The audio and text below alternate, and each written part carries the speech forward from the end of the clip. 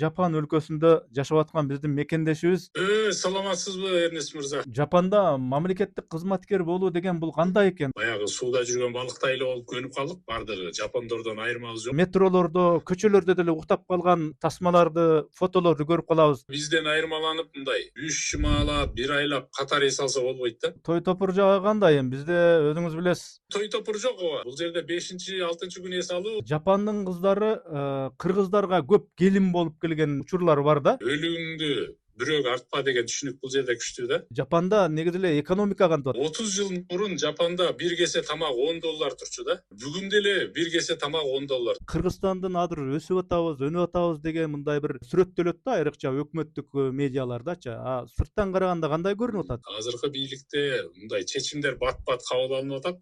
Буну моюнга алыш керек. Ийгиликтерди, жакшылыктарды айтып атпайсызбы? Бул авторитаризмби азыркы биздин система? Биз мындай жалкып калганбыз да, ким президент болсо эле бул ошол дагы эле кайталанат деп. Демек биздин коом азырынча багы ийилип туруп, кол чаап кала тургандай кырдаалга түшө элек. Бунун жогун эл өзү ичинен чыгарып атса керек деп ойлойм.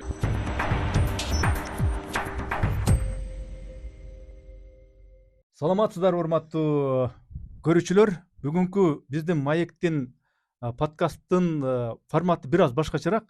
Бүгүнкү ушул технология өнүккөн коомдо, доордо онлайндашкан, онлайн дүйнөгө ушу кирип бардык баарыбыз. Анан ошонун шары менен биз бүгүн мынау жараткан насиби менен бүгүнкү подкастыбыз онлайн форматында болот. Болгондо дагы Жапан өлкөсүндө жашап аткан биздин мекендешибиз Сейтек Качкынбай менен байланышып, ар кандай өзүбүздүн камдаган суроолорубузга жооп алалы деп турабыз. Саламатсызбы? Арыбаңыз, Сейтек мырза. Саламатсызбы, Эрнест мырза? Жакшыбы? Баары жакшыбы? Шүгүр баары жакшы. Баары жакшы. Жакшы. Атайын техникалык жактан өзүңүздүн кебете кечпириңизди, көйнөк көнчөңүздү даярдап бүтүп мына коюп отуруп калыпсыз. Куш келипсиз биздин студияга онлайн.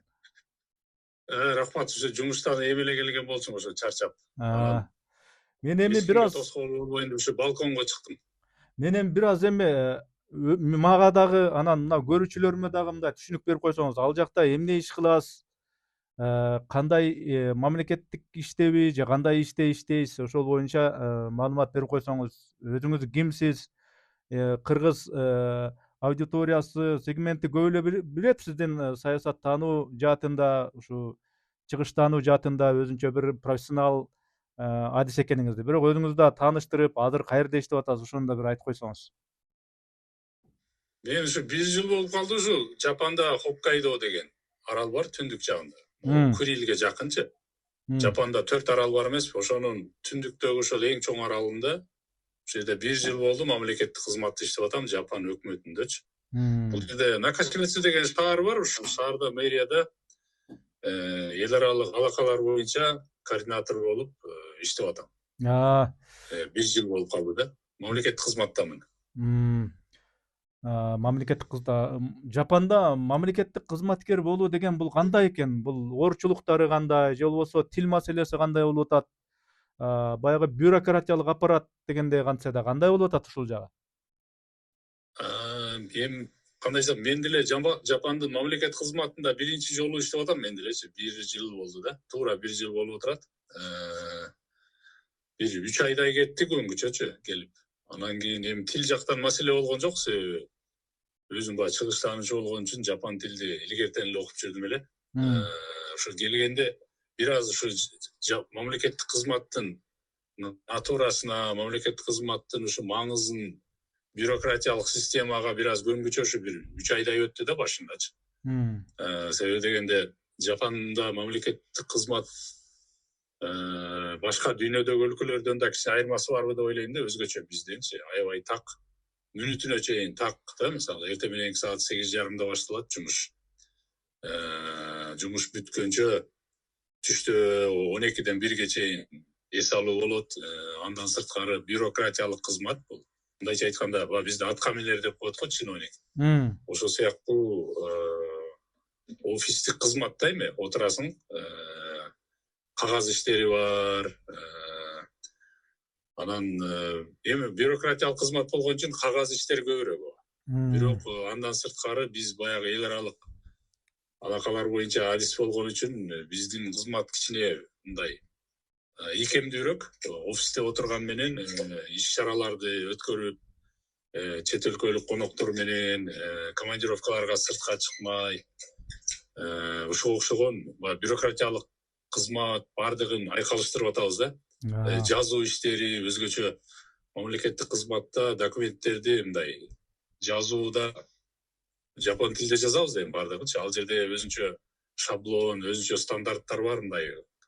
Бул жердин тили кичине башкачараак. Ошонун баарын өздөштүрүп, азыр эми баягы сууда жүргөн балыктай эле болуп көнүп калдык. Баардыгы жапондордон айырмабыз жок азыр. Эми көрөрмөндөргө өзүмө да кызык эмне болушу мүмкүн. Ошол сиз иштеп жашап аткан Хоккайдо аймагы башка Жапондун аймактарынан эмнеси менен айырмаланат экен?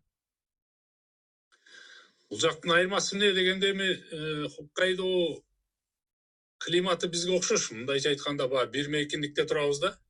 Бишкек менен Хоккайдо болжолдуу бир мейкиндикте турат. Кыш бир аз узунураак бизден. Нарындагыдай болуп калат да, бир 5 айдай болуп калат. Мына жай келип эми эле бүгүн биринчи жолу 30 градус болушу температурачы. Жайдын келгенин эми сезип атабыз да. Буга чейин жаз болуп эле тургандай болду эле. Андан сырткары бул Хоккайдодо калк азыраак, 5 миллион эле киши бар бул жерде. Жаратылышы бизге окшогон кең. Шаардан бир аз чыксаң эле бугулар, аюулар, жаныбарлар, мындайча айтканда чоң жаратылыштын койнунда жүргөндөй болосуң, ушундай элечи. Джунгли, токойлордо жүргөндөй эле болосуң да. Мындай кооз климат, мындай кооз жаратылыш, мындай чамдагы деп ойлойм да, Жапондун ичинен да өзгөчө бир. Анан кайсы бир мааниде бул жер бир немеге да окшоп кетет, мына Скандинавия өлкөлөрүнөчү, Финляндия, Норвегия сыяктуучу. Адам аз, бирок инфраструктура аябай өнүккөн, тынч. Кайсы бир мааниде биздин бир мындайча айтканда айыл шаарларга да окшоп кетет да, кайсы бир маанидечи. Анан айта кетчү нерсе, бул жерде илгери Хоккайдодо Советтер Союзу учурунда биздин Ишембай Абдыразаков бул жерде генералдык консул болуп, Саппородо иштеп турганда, Советтер Союзунун анда ген консул деп коет го. Ошондой кызмат кылып турган жер эле. Азыр эми ойлоп көрсөм, ушу Ишембай агайдан кийин мен да азыр ушул жерде ошо кайсы бир дипломатиялык миссия аткарып жүрөм да, бирок эми мен Советтер Союзунда эмес, Жапон өкмөтүндө иштеп жүрөм. Экөөбүздүн айырмабыз ушул. Кызык окшоштуу экен. Сейтек мырза, сиз эми мен билгенден бул Кыргызстанда жүргөндө деле баягы жол тандабастар менен тоодо эле жүрчү элеңиз. Жараткан насип кылып аяка деле ошо нарынга окшогон жерге туш келдирип, анан ошентип саякаттап жүрөсүз да аякта деле. Же Жапондарда баягы жумуш аябай биринчи орунга коюлуп, эс алганга такыр убактысы жок. Метролордо, көчөлөрдө деле уктап калган тасмаларды, фотолорду көрүп калабыз. Анан жумуш деп эс алуу жагы кандай болуп атат? Тоо ташка Эми мамлекеттик кызматкердин толук бүт мүмкүнчүлүктөрү бизге берилген бирдей элечи. Биз Токиодо иштегендер менен бирдей элебиз. Болгону ошо чөйрөбүз Токиодон кичине айырмаланып, мындай адам азыраак да. Ошон үчүн транспорт менен жүрөбүз шаардын ичинде. Токиодогудой баягындай метролордун саны да жок да бул жердечи. Анан кадимкидей эле биз деле ошо мамлекеттик кызматкерге бир жылда 23 күн эс алуу берилет. Мындай төлөнүүчү эс алуу күндөрчү. Ошону колдонсоң болот. Бир гана бизден айырмаланып мындай 3 жумалап, 1 айлап катар эс алса болбойт да. Себеби жумуш көп, чындап эле. Жумушка көп көңүл бурулат, чындап эле. Ошол графигиңди баягы жумуштун эң көп болгон учуруна тоскоол болбогондой кылып, баягы жаңы жылда же болбосо кайсы бир майрам күндөрү 6 базар күнгө кошуп, мисалы 2 күн, 3 күндү кошуп алсаң, бир 5 күн эс алып калгандай болосуң да. Ошондой кылып эс алганды азыр үйрөнүп атабыз бул жердечи. Ошого кээде бир 5 күн эс алып калсак жакшы. Анын үстүнө майда баягы Golden Week деп коет, алтын жума болгон. Ошондо бир жума эс алдык да, жакшы болду. Той топур жагы кандай? Эми бизде өзүңүз билесиз, 5 күн дегенде эле 6 жекшемби күндөрү ресторандар той топурга толуп калат да. Анан ал жагын кандай неме парды кантип чыгарышат ошо эс алуу жагын? Бул жерде эми той топур жок ооба. Бул жерде 5-6 күн эс алуу, анан көбүнчө ошо 5 күнү кечинде бардыгы бул жерде ошо караокеге кетишет, же болбосо ошондой пиво ичкени кетишет, ресторандарга кетишет, же болбосо 6 күндөрү баары чогулуп гольф ойношот, футбол ойношот. Мындайча айтканда, бул жерде баягы бакубат коом болгон үчүн парктар, анан чоң футбол талаалар. Ушул жерде Эрнест досум, бул жердеги стадиондорду көрсөң, азыр чындап эле могу биздин Спартак стадион барго. Ооба. Ошол Спартак стадионго окшогон ушул мына кичине эле шаар, болбосо мына Кербенге окшогон эле шаар да, аксыдагычы. Ушундай шаарда азыр 3 чоң стадион бар. Ошо Спартакка окшогончу. 21 000 калк үчүн ошондой. Андан сырткары хоккей талаалары бар бул жерде. Гольф ойной турган бир 5-6 аянтча бар. Ошон үчүн парктар, элдер спорт менен машыгат, чоң спорт залдар, маданий үйлөр бар. Ошого элдер ар нерсе менен алек болуп, мындай убактысын аябай бир нерсе менен өткөрүшөт да, ар түрлүү. Мисалы үчүн Кыргызстанга салыштырып айта турган болсок, мисалы үчүн Бишкектегидей эле бүт баардык комфорттор, Бишкекте эмне болсо Нарында дагы ошондой бар, Ат башыда дагы, Кочкордо дагы, Чаткалда да ошондой бар дегендей шарттар түзүлүптүр да, Бул жерде баягы бакубат коом Жапанда мындай да, бул жерде кайсы жерде жашаба, айталы сен Зардалда жашасаң деле, ошол Алайдын Мургап жакта жашасаң деле, мисалы Тажикстанга жакын, Тажикстандын жерлеринде жашасаң деле бирдей дегендей да. Бардык жерде эле ошол Народный Фрунзе, бардык жерде эле ошо Спартак окшогон чоң футбол стадиондор, бардык жерде эле кафедалар, филармония сыяктуу маданият үйлөрү бар. Бардык райондун борборлорунда, бардык шаарлардачы. Ошол эле баягында Сиеррага окшогон кофеканалар дегендейчи. Ошол жагынан эми бул жерде айырмасы жок. Кайра мындай кичинерээк шаарлар кайра жашоого комфорттуу, ыңгайлуу. Сейтек мырза, дагы бир суроо. Мынау байкашыбызча Жапандын кыздары кыргыздарга көп келин болуп келген учурлар бар да. Анан мунун сыры эмнеде? Өнүккөн ошол Жапан деген мамлекеттин, өлкөнүн кыздары ушул КМШ боюнча экономикалык жактан эң артта калган ушул Кыргызстан деген өлкөнүн мырзаларына, жигиттерине эмне үчүн ушундай макул болуп күйөөгө чыгышат экен деген суроо да.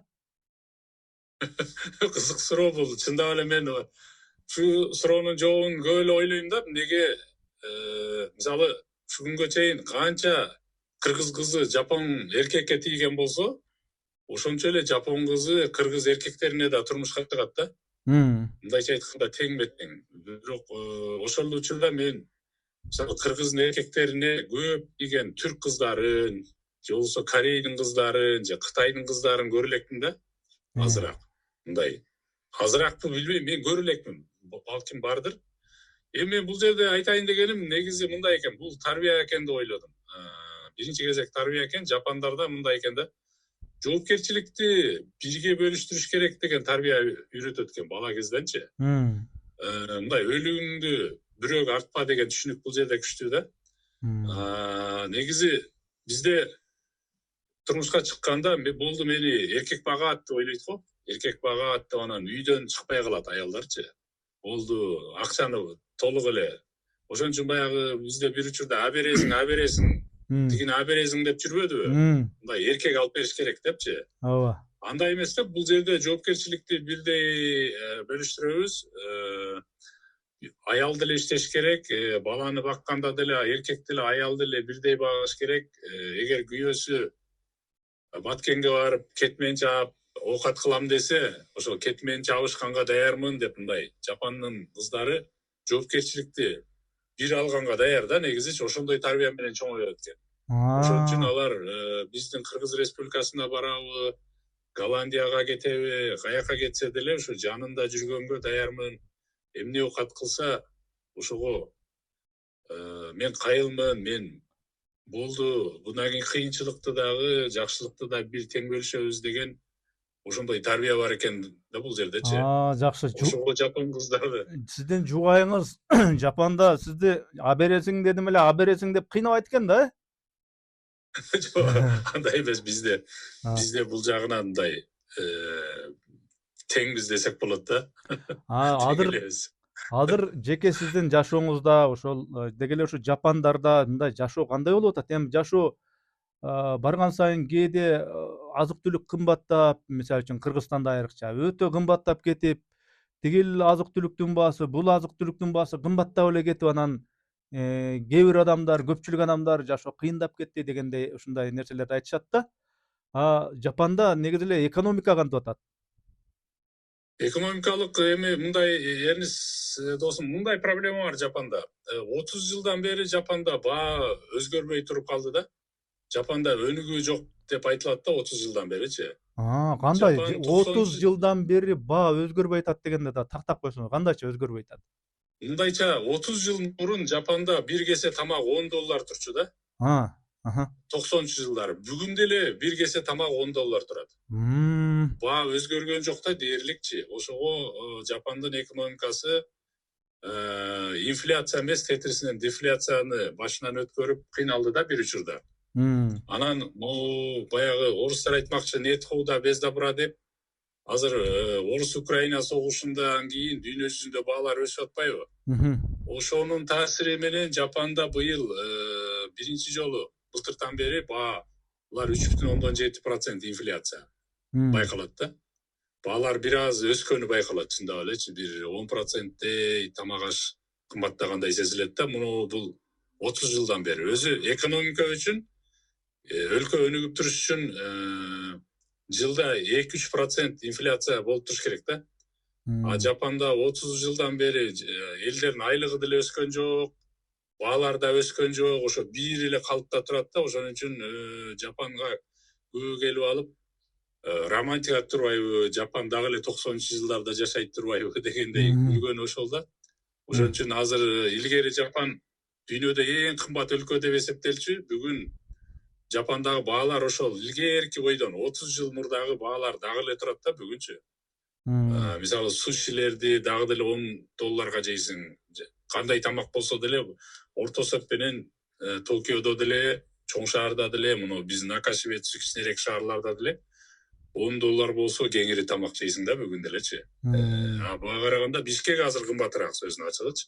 Бишкекте бир кафеге кирип, мисалы 700 сомго тамак айтсаң, анын наны бар, чайы бар, анан тейледик, анттик дейт, аны дагы бир 45 мүнөт кеч алып келет, анан аягында 1600 сом болду деп колуңузга чек берет. Бул $20 да. Токиодо андай эмес, 5 мүнөттө келет тамак, процентти албайт, чай да таштабайт Жапанда.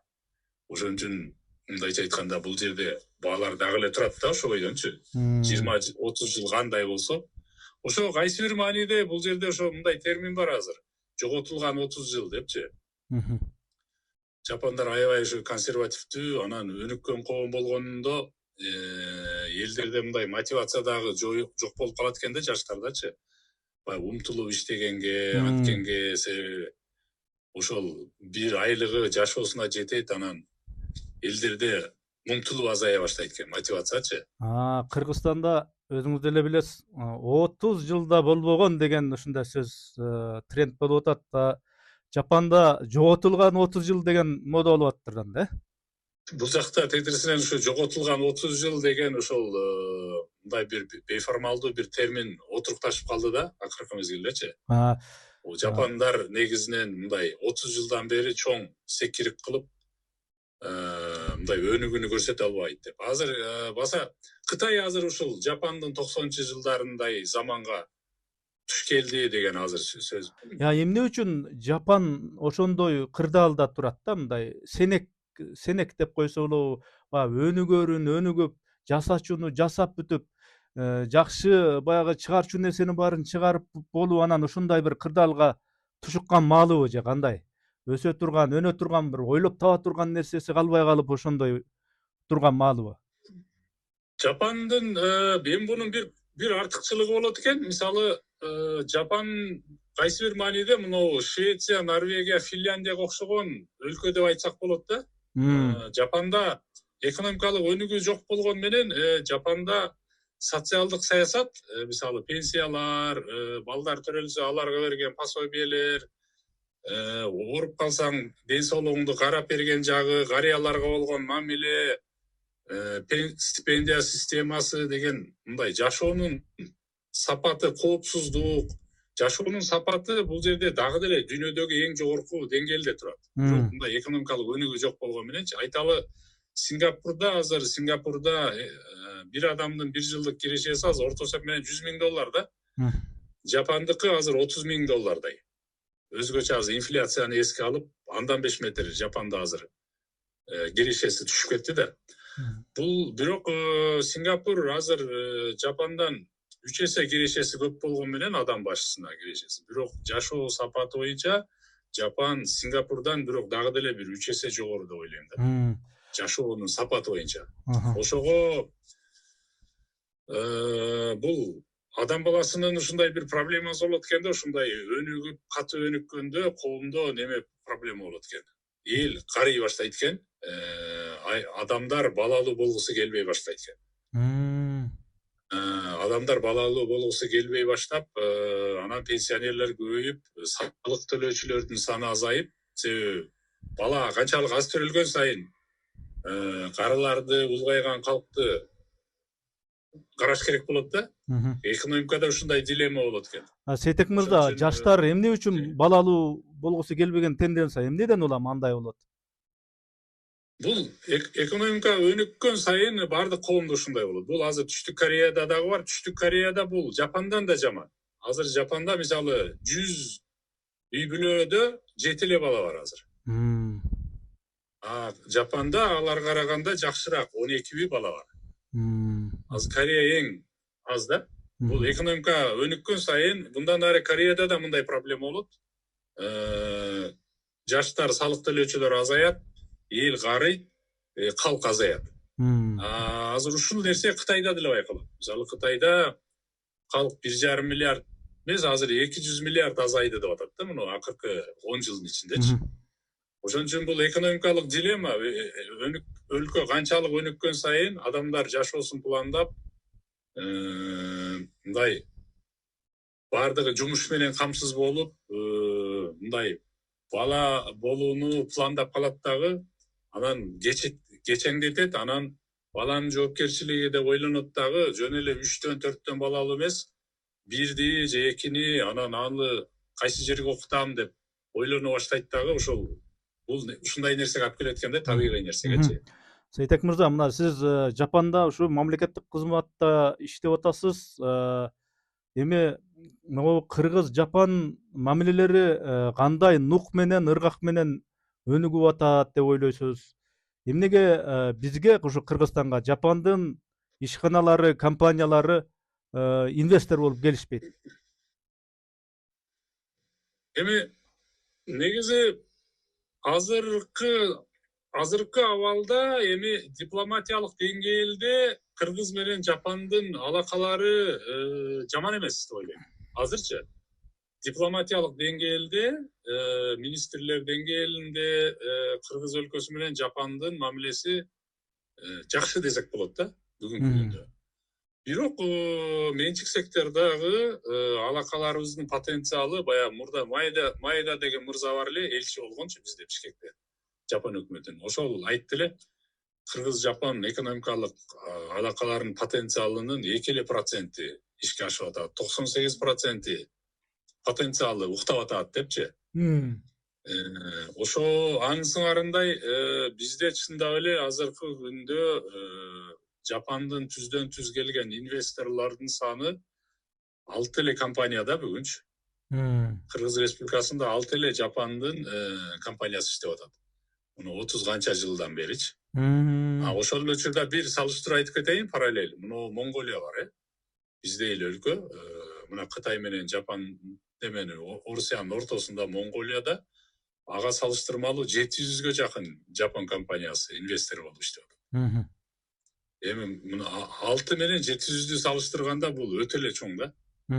өтө эле чоң. Бир 6 же 60 эмес да бул. 6га 700 компания.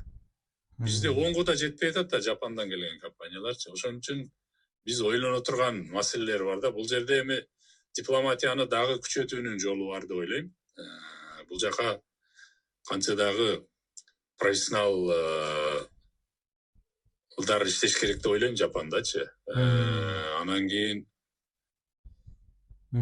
эми албетте биздики аракет кылып атат. Бизден дагы көз каранды эмес объективдүү да себептер бар. Мисалы эми өтө алыс логистика проблемасы бар дегендейчи. Бизденчи анан калк кичинекей, биз жакыр коом биздечи. Мисалы Борбор Азияда 5 өлкө болсок, 5 өлкөнүн калкы бүгүн 100 миллионго жете элек да дагы элекчи. Өзбекстан эми азыр 38 миллион болуп, Казакстан 20 миллион болуп, биз бир 80 миллион болуп калдык Борбор Азия. Буга караганда Вьетнамдын өзүндө эле 100 миллион киши бар. Мисалычы, бир өлкөдө. Анан кеме менен буларга барганга ыңгайлуураак ал жагы. Андан сырткары эми мыйзам үстөмдүгү деген да түшүнүк бар да. Мисалы компания келип бизде бир сот маселеси болуп кала турган болсо, бизде адилеттүү сот системасы барбы ошол жерде биздин маселени чечип бере турган деп негизи чоң компаниялар ушуну да карайт да. Андан ары ошол логистика, поезд барбы жокпу, эгер бир компания ачыла турган болсо, ал товарды бесперебойный кылып ошону иштетиш үчүн аны кантип иштетип кетсе болот. Мисалы маселе мындай да, баягы завод ачыш керек дей берет го. Заводду ачып коюш оңой эле да. Заводду ачып коюш оңой, бирок заводдо эмне чыгарасың? Ал продукцияны кимге сатасың деген түшүнүк да. Кыргыз Республикасында бүгүн ар бир адамдын орточо кирешеси 1 жылдык. Дүйнөлүк банкта азыр дагы деле $1700–1800 деп жүрөт. Bir adam başı. Бул деген нерсе bir adam bir жылда $1700 табат деген түшүндүрөт. Bir жылда $1700 тапкан орто сеп менен калкка барып 40 000, 50 000 долларлык машинелерди сата алабызбы массалык түрдө деген проблемалар бар да. Ошого окшогон экономикалык эсептеле турган маселелер бар. Андан сырткары ушундай бир топ маселелер бар да, чынындачы. Бир топ маселелер бар. Кыргызстандын ичинде жашап жүргөндө сиз мындай баары Кыргызстандын ички саясатында, экономикалык акыбалына өзүңүздүн баамыңыз албетте бар болчу. Анча-мынча маалымат каражаттарында же болбосо өзүңүздүн соц тармактагы баракчаңызга бир билдире коюп турчу элеңиз. Эми азыр Жапондо мамлекеттик кызматтасыз, анча-мынча нерсени айтканга балким этикалык бир чектөөлөр бардыр, бирок ошентсе дагы Кыргызстандын азыр өсүп атабыз, өнүп атабыз деген мындай бир биз эми өзүбүздө ийгилик болуп аткандай, жетишкендиктер болуп аткандай ушундай сүрөттөлөт да, айрыкча өкмөттүк медиалардачы.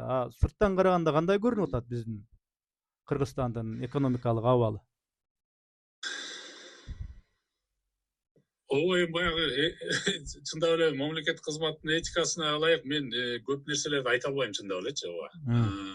Бирок ооба эми баягы бизде кандай болуп атат дегенде мынандай, чынында экономикалык өнүгүү бизде аябай чоң азырчы. Кыргызстанда.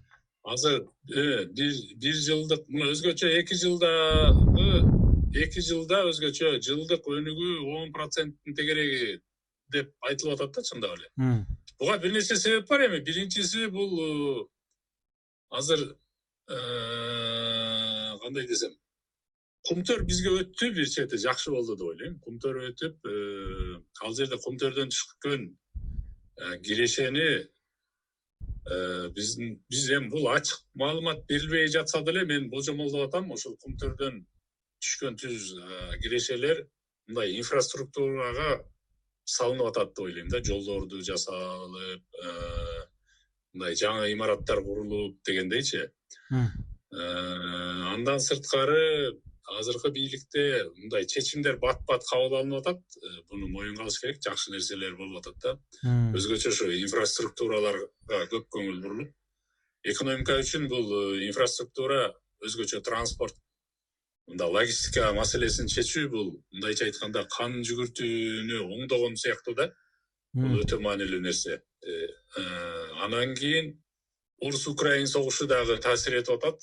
Себеби дегенде көп продукция Орусияга биз аркылуу киргени айтылып атат да. Андан сырткары Орусияга санкция болгон үчүн орустар көп продукцияны бизден алып атат. Мисалы кийимдерди, Zara'га окшогон, Uniqlo'га окшогон чоң компаниялар Орусиядан кетип калды. Ошолордун ордун мисалы биздин тигүүчүлөргө орустар көп кайрылып атат да, ошого окшош нерсени жасап берди. Анан Кыргыздын ушу тигүү сектору жетишпей продукцияны, ошого бир учурда Пакистандардан бери адамдарды алып келип тиктирип, анан ошону массалык түрдө Орусияга экспорт кылып аткан учурлар биз билебиз да. Ошого окшогон орустар айтмакчы нет худа без добра дейт, ошондой эффектин дагы көрүп атабыз да. Бул эми илгери тарыхта болгон, бул баягы Вьетнам согушу учурунда көп заказдар мисалы Жапандын да айрым компанияларына келип, жөнөкөй мындай граждандык компаниялар дагы ошодон мындай пайда көргөн да. Азык түлүк ташып, же болбосо кандайдыр бир тетиктерди ташып, кайсы бир логистикалык маселесин чечип берип дегендейчи. Ошого окшош кыргыз компаниялары, ушу биздин жеке ишкерлер ошондон да пайда көрүп атат деп ойлойм да. Анан ошол анан башкасына азыр али дагы деле баа бериш кичине эртерээк, кайсы бир чоң долбоорлор бүтсө аны айтсак болот. Бирок жакшы жагы дагы бул темир жол. Темир жолду ушул биз какшап, канча жылдан бери какшап жүргөн нерсе мына башталганы турат. Башталды десек болот да эми. Албетте бүткүчө бир 15-20 жылдай кетсе керек деп ойлойм. Бирок бул жакшы деп ойлойм да. Ошон үчүн инфраструктуралык проекттерге көп көңүл бурулуп атат. Мындай айта турган болсокчу, экономикалык жактан. Ошол маселелерге өзгөчө көңүл бурса болот деп ойлойм. Андан нары чек ара маселеси чечилди азырчы эми. Бул дипломатиялык аракет деп ойлойм, бул аябай жакшы. Себеби согуштарды көрүп атабыз да. Эч качан бир койду союп туруп анан эки адам талашса, ошо койдун баарын 12 жиликти тең мен алып кетем деген болбойт да, мүмкүн эмес нерсе. Чек ара маселесинде. Чек ара маселесинде баары бир кайсы бир жерди бериш керек, кайсы бир жерди алыш керек. Тынчтык жолу менен ушул күнгө чейинки маселелерге чекит коюлуп, кыргыз армиясына да көңүл бурулуп атат, жаманбы жакшыбычы. Ошого окшогон мындай мамлекеттүүлүктү күчөтө турган долбоорлор ишке ашып атканына мындай күбө болуп атабыз да азырчы. Сиз эми саясий жагын так айтпасаңыз дагы мындай атайын пункттар менен белгилеп кеттиңиз. Бирок дагы бир суроо бергим келип атат, Сейтек мырза. Бизде ошондо азыр көпчүлүгү бизде баягы авторитаризм системасы орнодубу ошондо бизде? Же болбосо эми ийгиликтерди, жакшылыктарды айтып атпайсызбы? Ошондой системада жакшы нерселер болуп атат да. Бул авторитаризмби азыркы биздин система? Же болбосо кандай система? Сиз политологсуз го? Мындай кыскачараак түшүндүрүп кетсеңиз. Эми Эрнис мындай деп ойлойм, Эрнис. Негизи биздин кыргыз саясатчылары кыргыз аренасында биз мындайча айтканда бизде саясий травма бар да баарыбыздачы. Саясий травма бар. Биз жалкып калганбыз.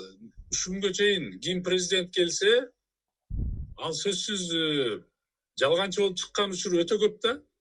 Анан ким президент болсо деле башында абу деп сүйлөйт, анан бийликти мана узурпация кылып, туугандарын, досторун, шопурларын алып келип, бала чакасынан бери каптатып, биз мындай жалкып калганбыз да. Ким президент болсо эле бул ошол дагы эле кайталанат деп, баягы кандай десем, баягы бала кезинен токмок жеп калгандай болуп, баягы биздин кыргыз саясаты айранды дагы үйлөп ичип калганбыз. Травма бар да бизде, баарыбызда травма бар. Ошон үчүн кийин бийлик келсе башында сөзсүз дагы бул баардык жакты монополия кылып албаса экен, ошон үчүн бийликтин балансы болуп турса экен деп ошону баары ошону айтчу да биздечи. Ошондон улам бизде баардыгы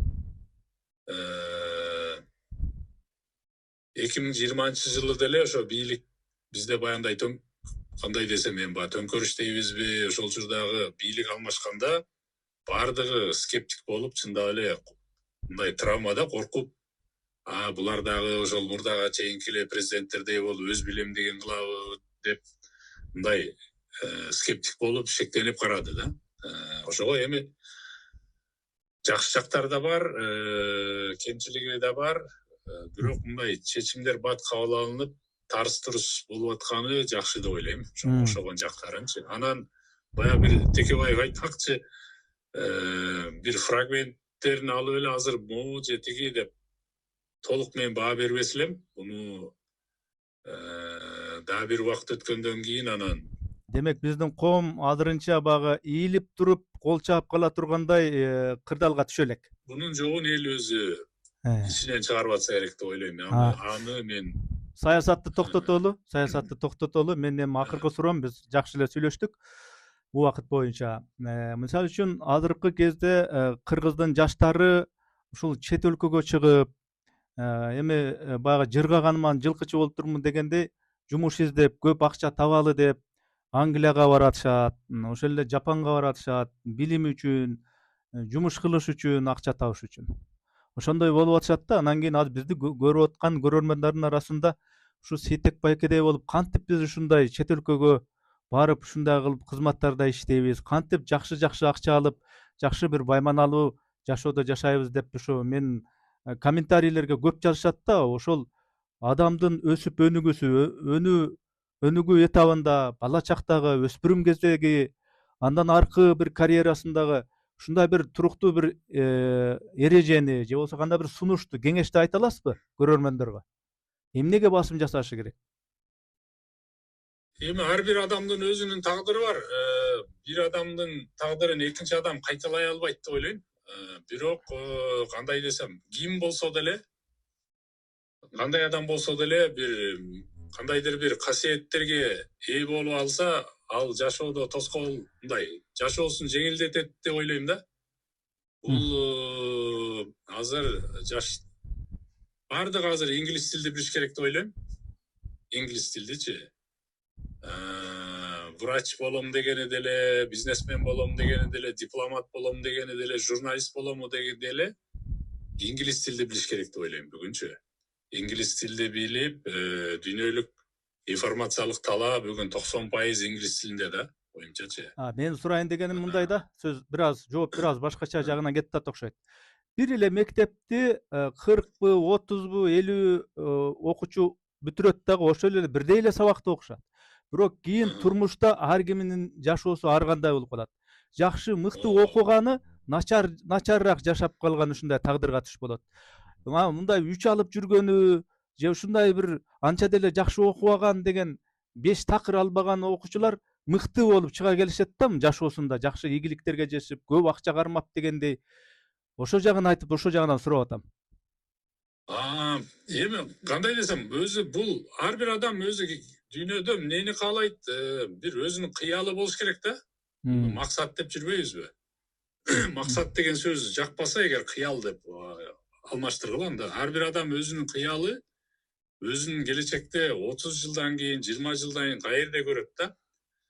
Чоң имараттын ичинде галстук тагып, офисте отурган болобу, же бир жерде директор болуп отурган болобу, же ишкер болуп, анан ийгиликтүү болуп алып, футболка кийип алып, эле учак менен Балиде же Африкаларда учуп жүргөн болобу, бизнесин коюп элечи. Ошону элестетиш керек да ар бир адамчы. Анан ошону элестетип туруп, ошондой болушум үчүн мен эмне кылышым керек деп, анан ошол баягы мен айтып аткан ошондой өзүнүн мындай касиеттерин издеш керек. Ошол касиеттерге ээ болгонучу. Анан бул жерде ошо көбүнчө мага көп эле адам кайрылат дагы делечи. Мен негизи психолог деле эмесмин, мындай коуч деле эмесмин, бирок сөзүнүн ачыгы орто жаштагылар көп кайрылат да мага. 25 жаштан 40 жашка чейинкилер көп сурайт. Ооба. Мындай акыркы мезгилде бир кризиске туш келип, эч нерсе кылганга көңүлүм жок, эмне кылайын дейчи. Анан ошого айтат элем, негизи мындай жүрүм турум маанилүү да. Ойлоно берген болбойт, тарс кылып башташ керек деп ойлойм.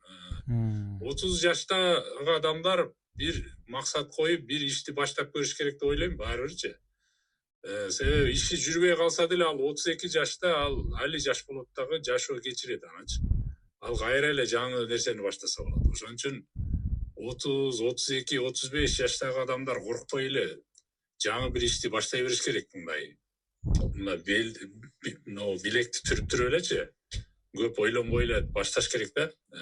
Кылып көрүш керек, анан ошондо каталарды көрүп, ошондо эртерээк өзүнүн максатына мындай аракет маанилүү да, аракет. Баягы 30-унда оралбаган 40-ында кылыч чаба албайт дегенге үндөшүрөт. Ошол кыргыздын ошол сөзү да бекер айтылбаса керек деп ойлойм. Ошол 30-унда орогон албаган деген ошол 30-унда орокту алып, чалгыны алып, ошол бетегедеги чөптү оруп көрүш керек да.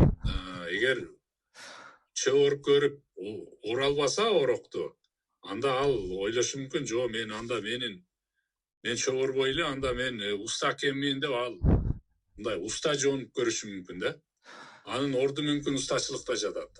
Болбосо анда аныкы мүмкүн китеп окушта жатат. Акыл мындай илимпоз болуштачы. Ошон үчүн эмне болбосун ушу орто жаштын кризиси да көбүнчө.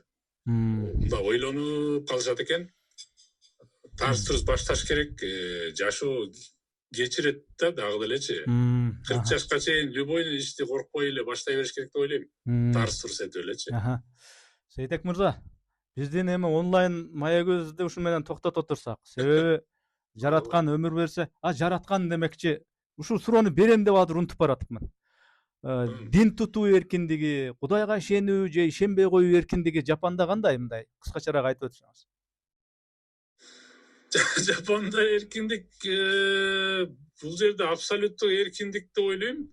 Бардыгы эле бар, ишенгени деле бар, ишенбегени деле. Бирок жалпы жөнүнөн оюмча мындай жапандар оозу менен бир кайсы бир динге ишенем деп айтпайт экен да. Оюмча 90% калк, менин оюмча, жеке оюмча 90% калк мындай агностик, атеисттер окшошураактай да.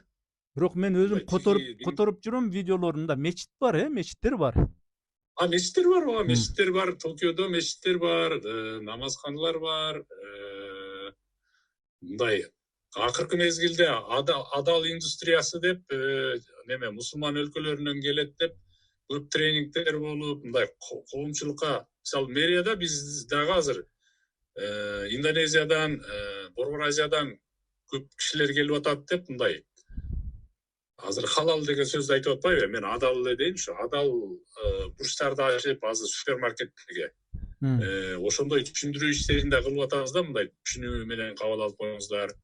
Уйдан, бугудан, немеден, койдон жасагыла тамакты ушундай эскертип коюңуздар депчи. Азыр ошон үчүн сабырдуулук бар бул жерде. Өздөрү ишенишпесе делечи. Анан эң негизгиси булардын жүрүм туруму окшойт мен байкаганымдачы.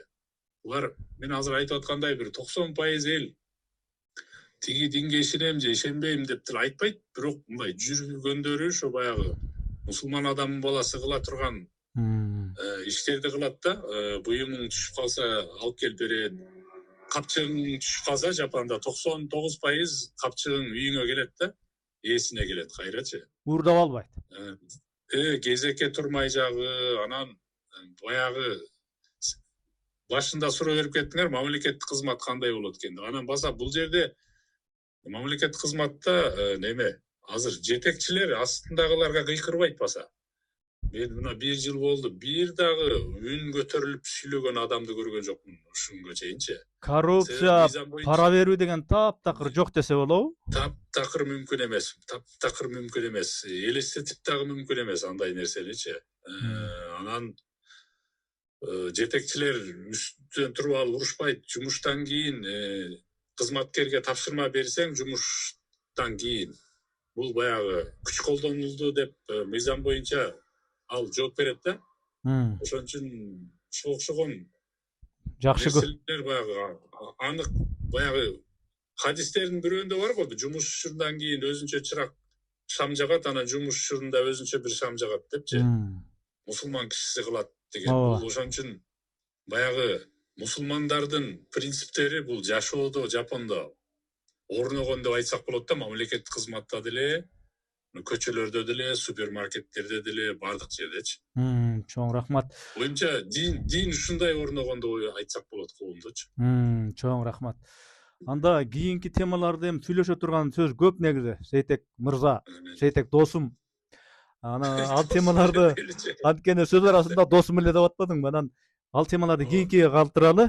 Жапондо дагы, Кыргызстанда дагы бүт өлкөлөрдө тынчылык болсун, өнүгүү өсүү болсун, адал иштөө, бирөөнүн акысына кирбей жакшы өнүгүү өсүү болсун, жетекчилерде дагы, элде дагы. Чоң рахмат маегиңизге. Болду, рахмат анда. Барыңыздарга салам.